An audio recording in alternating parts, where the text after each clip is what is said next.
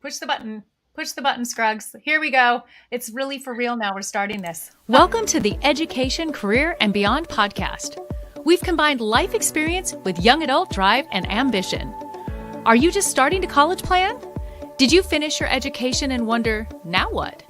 Join us in this lively discussion about the topics you need to know to create the next stage of your life's dreams, careers, finances, education, and more.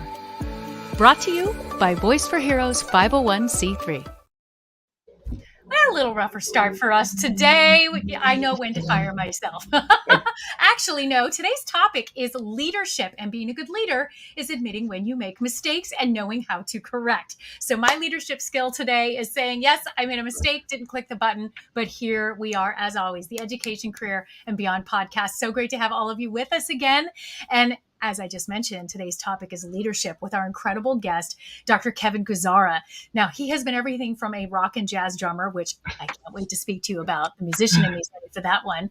He has been a video producer. He's been in the corporate world and then spent the last 10, 15 years as an entrepreneur as well, really now understanding the full scope of leadership, which I think is perfect for all of our young adult audience here, because that's such a key component in life. And so we're going to have a powerful discussion. As always, we have Capri with us at Purdue University, and we miss Ed. He is still out this week, but we've got this. Thank you so much for being with us. Hello, Dr. Kevin. Thanks for having me on the show, Amy and Capri. Glad to be here. Nothing like a little slow start there to get this kicked off with, but your background, I'm really excited because we're going to talk about the things that you've done, and we also have a couple books we're going to reference, and I know you have a really, really wonderful gift for us today as well. But you have an incredible background. I identify with that because I joke about how I have all these careers that meld into one and have made me who I am, and I can see that you have that same component and joy.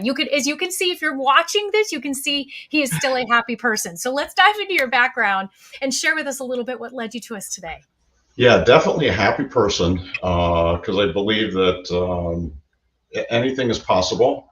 I think it started from my parents. I was born and raised in Levittown, Pennsylvania, very cookie cutter environment. Had the standard leave it to beaver. For those, probably people don't even know what the hell that is. I do. I know what that is. It's the standard, mom and dad. Mom stayed home. Dad went to work with the government every morning in a carpool. Had the two kids and the dog and the station wagon, and everybody got along together. And it was a really great kind of life starting out. And one of the things that my parents always told me was, which I didn't realize that every parent didn't tell their kids this until later on in my life, was that anything that anyone else can do, so can you.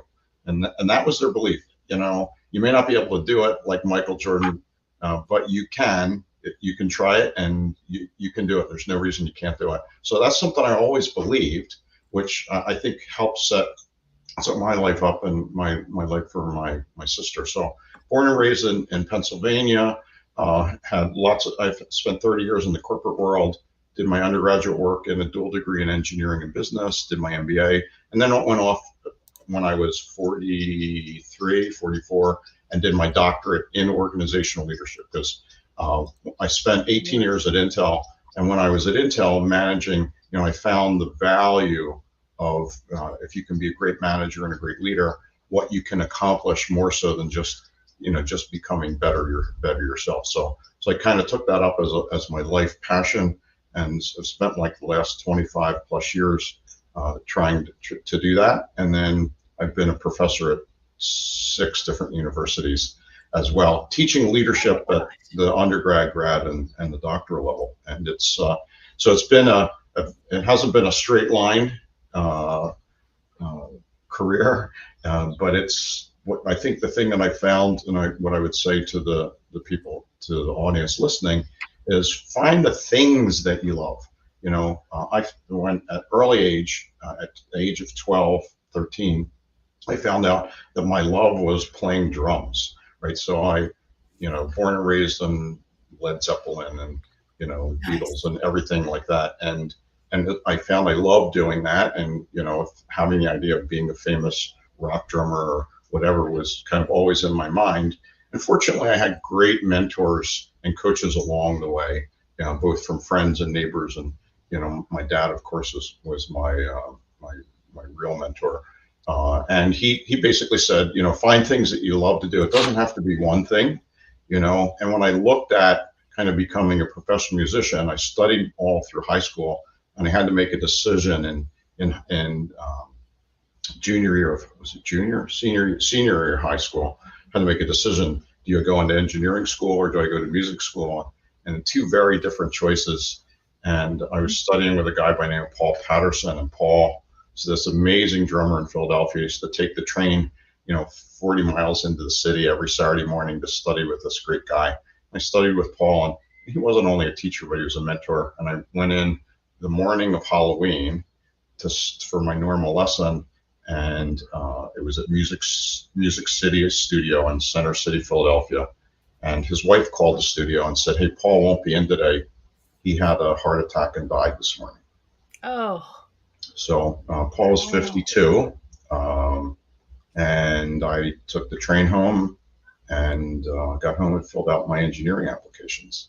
What I realized was, was that I wanted a life that I had some control over, and I could see Paul's life. He had a great life. I mean, he was famous. Everyone knew him, but he would work from 10 to 2 in the morning, sleep 4 hours, get up and teach from 10 to 6. He'd grab a sandwich, go off to his next gig. And I just saw this, and I realized you have to make decisions around what you want to do with your life. So I wanted a family, I wanted kids, I wanted, a house. I wanted the flexibility to not be constrained about money. And what I recognized was I also had a passion for technology. I'm a nerd for sure. So I used to do all kinds of crazy stuff, like taking cars apart and radios and TVs and everything.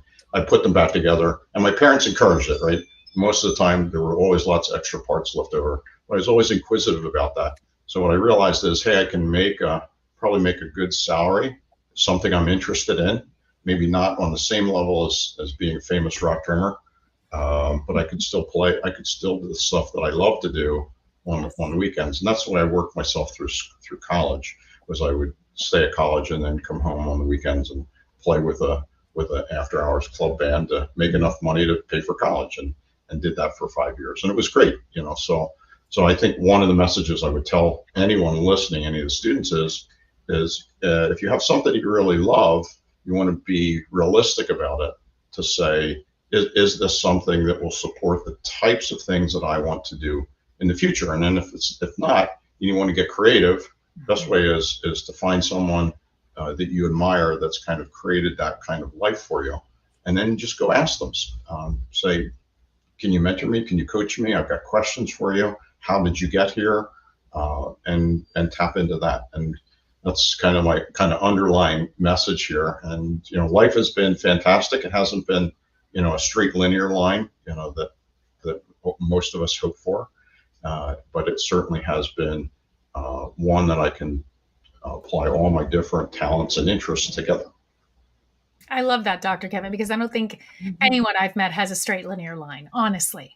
Everybody has that story where at the last minute, a fork in the road, or it went this way or that way. And, we set those goals and intentions, but a lot of times life opens up new possibilities or opportunities. And sometimes what we think is a mistake or a failure is actually the creation of that new opportunity. And you've definitely given such an example about really identifying what you needed and where you were supposed to be. I know Capri probably has a lot of questions. She did her homework on this interview as well. So I'm going to let her kick it off, and I'm going to stop now. Well, I don't want to take it too far away from drumming just quite yet, because you said that you did that you were you do still drum and like play in a band. I do. I don't have a band at the moment, right? I do have an electronic set here. And I get to play there on the set, and are you hearing the gardeners up at the Yes, it's okay. Can you hear them? Yes, it's okay. Can you give me, I'm going to just Take 10 seconds and shut the window. Take it. Oh, Capri, I love it. We didn't realize that he had worked for so many universities as well. Oh my That's goodness, really yes. awesome. I Definitely can't wait to ask him about some of those experiences. That was a fun surprise with that. Leadership is all about going with the flow and adjusting to things that are unexpected. Yeah. So yes. Oh, I do have a question about that because you have done so much work with leadership. I was just blown away when I was reading through like your resume and everything that you've been a part of. And a big thing that you've kind of touched on a little bit was how you've changed careers multiple times. How has that made you a better leader? well, I think it's given me a breadth of different, things that I can tap into. And one of my beliefs is that everything is connected. A lot of people think, you have your personal life, you have your professional life, you have your family life, you have your interests, and all of those are separate and they should work in little tiny silos. And kind of what I found is that if you can try to connect all of them together and look for that commonality, that you can be successful. So let me start. Let's go back to the drumming, right? So I've always loved music. I've always loved to play music, particularly in jazz, as well as rock music. And I got involved heavily into computers back in the early 80s before anybody else did. So I had music going on, I had computers going on. And then I had the opportunity when I was working for a company called D. Laval to do some promotional videos for them. So also I'm a relatively creative guy, so I learned about video. And then when Intel bought the video technology from RCA Labs in 1988, what they were they were looking for someone that had music knowledge, video knowledge, had an MBA, had an engineering background, knew how to produce videos. It was my job. And back then, you had to find these positions through the newspaper. They used to post them in the back of the newspaper for people that don't know that. And when I saw the ad, I remember opening up Sunday night, saw the ad, and it was written for me, and I knew they were going to get 1,000 people to apply for this because a small division, and it was about 30 miles from my home in Princeton, New Jersey. I booked a flight out to San Francisco, and I showed up there. When I landed in San Francisco airport, I called Intel, and I said, "You have an ad that you want to interview me for because I am the person for that position." And I said, "If you don't interview me, I'm going to come and sit in your lobby." And they thought I was a little bit crazy, but the good news was the recruiter said, "Okay, you're on 4:00 tomorrow afternoon. Be in the lobby." And he interviewed me, worst interview of my entire life, because he had only hired chip designers and they were looking for a product manager, which I had done for 10 years. And he kept saying, "Well, you haven't done chip design." I said, "Well, I did chip design in school and I understand this." And he said, "Well, you haven't designed chips." So fortunately, he picked up the phone. He called the general manager back in Princeton and said, "Hey, there's a guy that lives there, but he flew out here. I didn't pay for him. He just showed up unannounced. And I interviewed him. He doesn't have any chip design. Here's all the other experience." He says, "Do you want to interview him?" And the general manager said, "Well, of course. He's got everything that we want. So send him some our way." So ultimately, I went back about a week and a half later. The general manager called and said, "Hey, we want to bring you in for an interview." It took about 2 months, and ultimately, I think Intel just hired me so that I would go away and stop bothering them. And ultimately, I got the position working for Intel, and I spent 18 years there, different management leadership positions. But I found my real passion in 1993 when I went to Intel's Management Leadership Development Program, which is called Managing Through People. And I saw what happens if you spend a high intensity immersion week of really learning the best management leadership tools that you could get. That's what I wanted to be, right? So I moved from kind of that linear piece of, where you get to be the manager to the senior manager to the VP to the senior VP to the president. And I removed that and said, "Hey, I need to change my trajectory, and I want to get into developing leaders and let them go in and me create this leverage." So that's the way it happened. And fortunately, it's worked out. Wow. You touched on the fact that you've worked at universities, which I love. And with your leadership and working with young adults, especially the college age student, where have you noticed their mindset is and pertains to leadership? What are some of those maybe misconceptions about leadership you're seeing in this time today, and where you've helped them really see it in its full scope? Yeah, I mean, leadership, we use what we would call a servant leader kind of model, right? Where we are there to help others. That you really, I mean, true leadership is where you're leading through people, right? That you're developing others. The best leaders develop more leaders, and there's a lot of misconceptions about leadership. They think of the command and control, and that's really not leadership, right? Leadership is one, you know where you're going, and two, you're able to persuade others to come with you. And you can look at some people that have been able to do that. The real question is if that particular individual goes away, do you still continue? And the answer quite often with many of the authoritarian types of leaders, that that doesn't happen, right? And that's really more of extreme management than leadership. So if I always felt like if I could develop my staff, when I got a new staff member, whether it was internal or external, I had two things that they got from me the very first time that they met me when they showed up at the office. I said, there's two things you need to remember. The first thing is I don't want you working for me 18 months from now. So I want you to be thinking about what's next, and that starts today.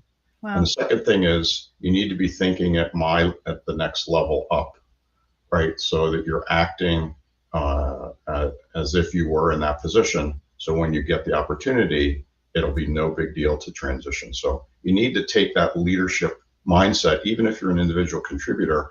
And if you can do that, and I'm not saying usurp any of the power of the manager or leader. I'm saying is you need to begin thinking at the next level on day one. And if you can do that, then there'll be great opportunities. Cool. All right. I don't know if that answers your question or not. Absolutely. Capri? Okay. So you just talked a little bit about how when you first talk to or when you first hire new people, what is one trait that you look for when you're hiring young adults? Because that is such a big part of I don't know, coming of age, entering the workforce after school and whatnot. Yeah. So we've actually done research on this, and my organization, I left the corporate world 16 years ago to start Magna Leadership Solutions, and we go help small to medium-sized organizations on a regular basis. And we've actually done some research with lots and lots of clients. I think the last research we did, we surveyed a little bit over 1,000 people. And there's this common theme, and it's not only our research, there's lots of research. Gallup and Forbes, Fortune also do similar kind of research types of things, but at a much larger scale. And there's this commonality of what organizations are looking for. It's just really, really simple. And these are in no particular order. They're all relatively close. The first thing is they want to know that you play nice with the team, that you can integrate with the team, that you can communicate, that you can listen, that you can integrate, you can adopt the company's culture. Right? That most people don't get fired because of their incompetence. Most people get fired because they can't integrate and they can't work with others, right? So if that's a strength of yours, congratulations. If it's not a strength of yours, you need to get it at least to a baseline where you're able to do that. And the good news is there's a lot, particularly now with the internet, there's lots and lots of courses that you can take, or people that can help mentor you. So that's the first thing is to work well with the team. As part of that is you have to be a great communicator. You have to be able to listen and communicate very clearly back and forth. And then I think the last thing that you need is that you need to have this growth mindset.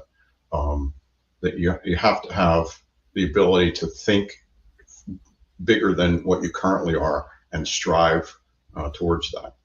There's another one actually that was part of the research I just remembered is they want you, the companies have told us, organizations have told us is that we're really looking for people that are really good critical thinkers and problem solvers. I think too many students come out of the university system, and I've taught in 6 different universities, so I know that this is not a strength unless you add it yourself as a professor, is they want you to be good, critical thinkers and problem solvers. And too often, the education systems today give you kind of laundry lists. You go down these 10 steps, and voila, the problem solved falls out. And what they really should be teaching you is thinking out of the box, thinking in an environment where there isn't a rote list or methodology, right. So that you can struggle a little bit. And if you get really good at that critical thinking and problem solving, you'll be incredibly valuable and pretty much probably employed for life. It's so true. It's so good to know. True. It's really, really, really, really so true. Thank you so much for this incredible wisdom that you're putting, because I think that, as you're right, these kids are so bombarded with so many things, especially when they're in the process of trying to get into college, even just the process, the senior year of the apps and the acceptance and everything else. Now getting into college, which now Capri in her second year is through that first one that was really a lot to learn, and now in the groove of the learning and what's your future. But these skills that you're talking about, as far as that critical thinking, problem solving, active listening, communication skills, putting those in with that education is so critical. Do you see that as a society, we're helping our young adults with these communication skills? How much of that is still relevant today in the way they're being taught? Yeah, I think it's all relevant. I think we're getting slightly better at it. I don't think we've reached the point where we're great at it. And I think that's something that has to be stressed, right? Now, if you go into, you're going to be a communications major or something that has to deal with humans, you're probably going to get a little bit more of that. The thing that I found, coming out of the technical side, you get almost none of that, right? And even like in med school, my daughter got her doctorate in physical therapy, so she had to do a lot of the med school kind of stuff, and that was an area that they didn't stress as much as they really should have, because you're dealing with patients on a regular basis. So I would say we don't do a good enough job. We can do better, and I think if people take that to heart, the best way is, leadership is not a spectator sport, right? You have to go and do that, and you don't have to have a title as a leader. Everyone has the ability to lead, regardless of whether it's a designated title or not. And the best way to learn is by doing and failing. We say you want to fail forward fast, right? So you want to try it. The key is to get into a situation where it's not fatal, like where you're trying to lead and you're making a determination in that class. I'm going to lead in this class and I'm going to fail the class and I have to take it over and over again. That's not what the message is. The message is look for opportunities where you can fail in a way that you can take the learning from it, and where the failure is not fatal to your life or your career. Let's talk about your book, Ready, Set, Get Hired, correct? Yeah. Well, I have 2 books, right? So the first book, particularly, let's finish up on the leadership thing if I can. Yes. The first book that we did was called The Leader of Oz. We wrote that many years ago. It's still applicable today. We took the story of the Wizard of Oz and we wrote a story about this company in Kansas that gets whisked away and dropped into Silicon Valley, and you have the wicked VP from the East and the wicked VP from the West. It was so much fun to write. But we took all of myself and my business partner, Dr. Ali Lakhani, took all of the heavy academic stuff that we had learned through doing our doctoral dissertations, and we put it into a book that was fun to read, very, very practical. And if you want to kind of create this highly functional integrated team, you have all the methodologies in that book. So I highly recommend it. We actually just released it about a year and a half ago on Audible. So if you don't want to read Excellent. it's about a 3-hour read. So that was the first book. And then the last book we released was called Ready, Set, Get Hired. And what we did is we have a method that I've coached actually several high school or college graduates who were looking for positions, but they were not, they got a position, a job, but not what they wanted for their career. And we created this process that uses LinkedIn about how to position yourself so that you can get noticed, and you can go find a job instead of waiting for the job to find you. And in the book, it gives you the whole process. It was actually done by one of my graduate students from Arizona State University. She got downsized and called me and said, "Hey, I got downsized. I know you can be a good coach and a mentor for this. Can you help me?" I said, "Well, I have this method that we use to get clients. I think you could use the same thing to get a job. I will mentor through the whole process with the understanding that you write the book when we're done. And if you do that, we're good." So she said, okay. She kind of she found her Nirvana job. She's a very senior person, so it took several months to do it. Didn't happen overnight. And then she That's wrote the book. incredible. You helped her identify and find that, because that's a scary time. It is, particularly when you got, kids and bills and you're a single mom at the time. Yeah. So anyway, so it worked out really, really well. And so we've put all of the process and the scripts of what you actually have to say. So it's all prescriptive rather than descriptive, of what you can do to really find a job utilizing LinkedIn, and it will work. Well, you have provided a copy of this. We've put it in the notes in the chat here, in the comments. You are allowing anybody to download the copy of this book that's a part of this podcast, right? Yes, you can download Ready, Set, Get Hired. We call it the reviewer copy. Yes. And we created the reviewer's copy prior to its launch on Amazon.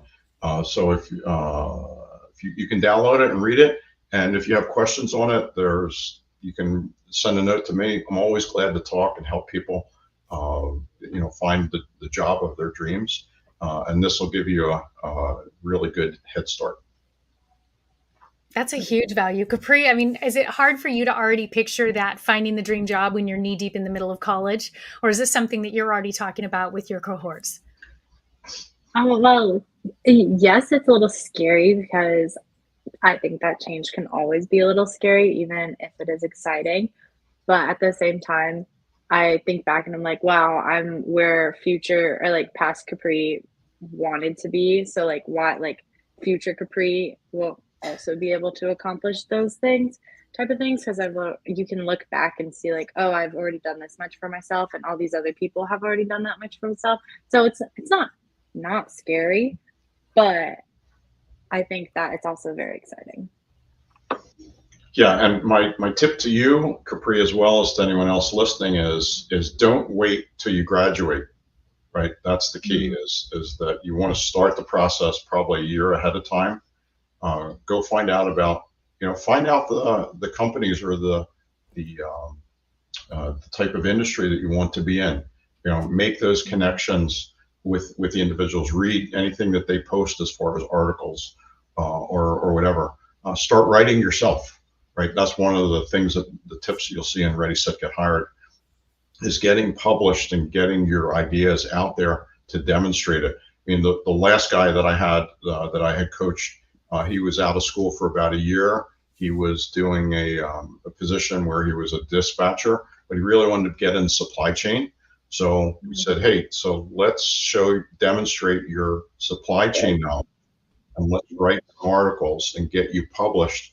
And when you send your resume out, at the bottom it says articles by, and then you can list all different articles, basically demonstrating. Most people don't even recognize how easy it is to write and get published these days. Yes. Yeah, so do that writing, because that's one thing I know from when we work with different organizations doing hiring.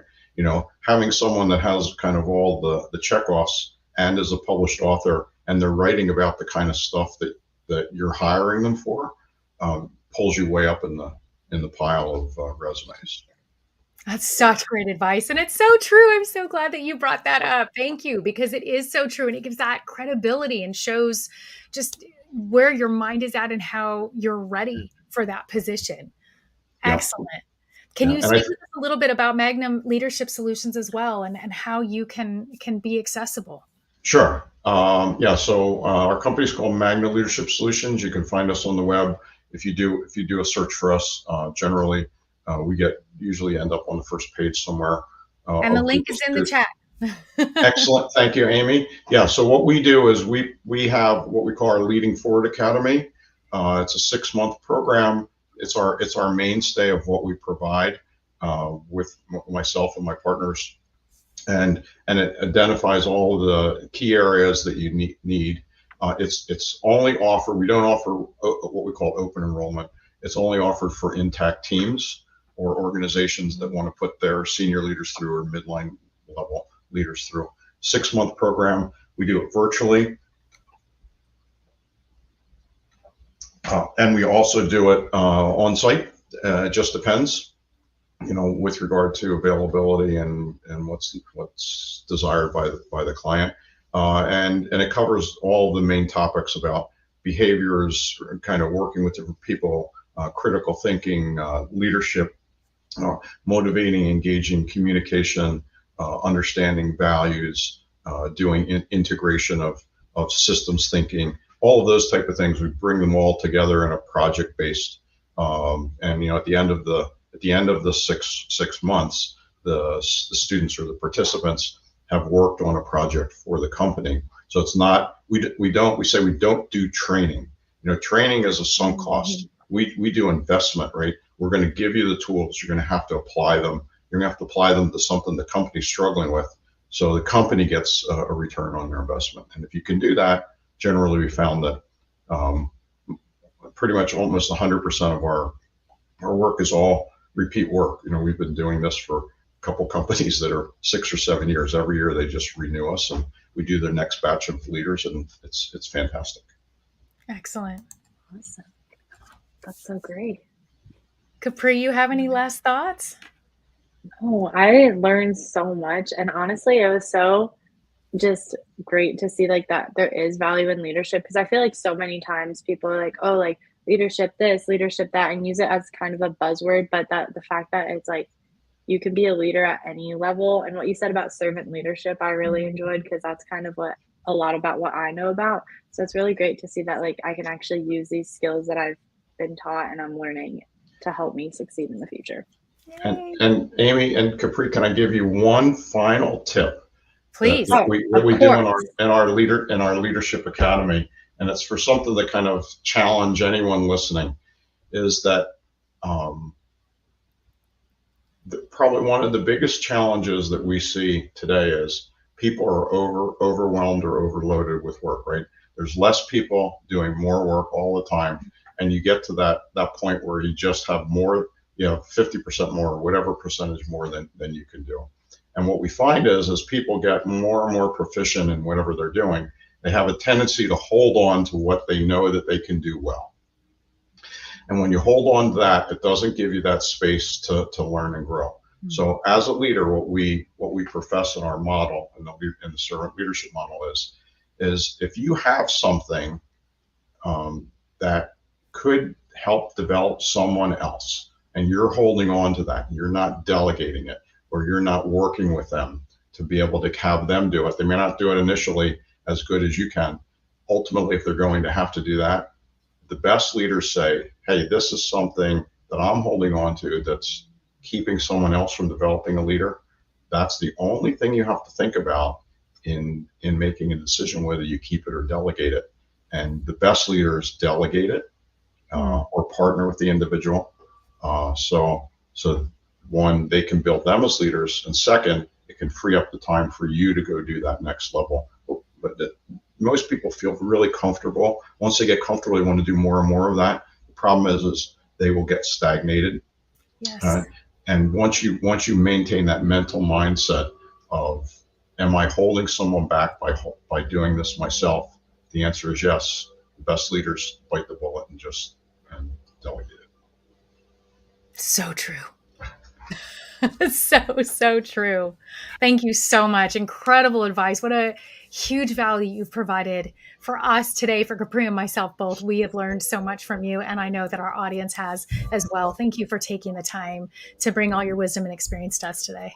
It's my pleasure. Thanks for the opportunity to share and to do it in a very casual way. Capri, you want to bring us home? Of course, you know it. Well, this has been such a great episode. I truly feel like I got a better look about how leadership can work for you and what skills that I need to develop just from talking in this short 30 minutes. But thank you so much, Dr. Kevin, for joining us today. And yes, everyone go take a look at his book, which he has so graciously shared with us, and tell us what you think about it. This has been the Education, Career, and Beyond podcast, and we'll see y'all next week.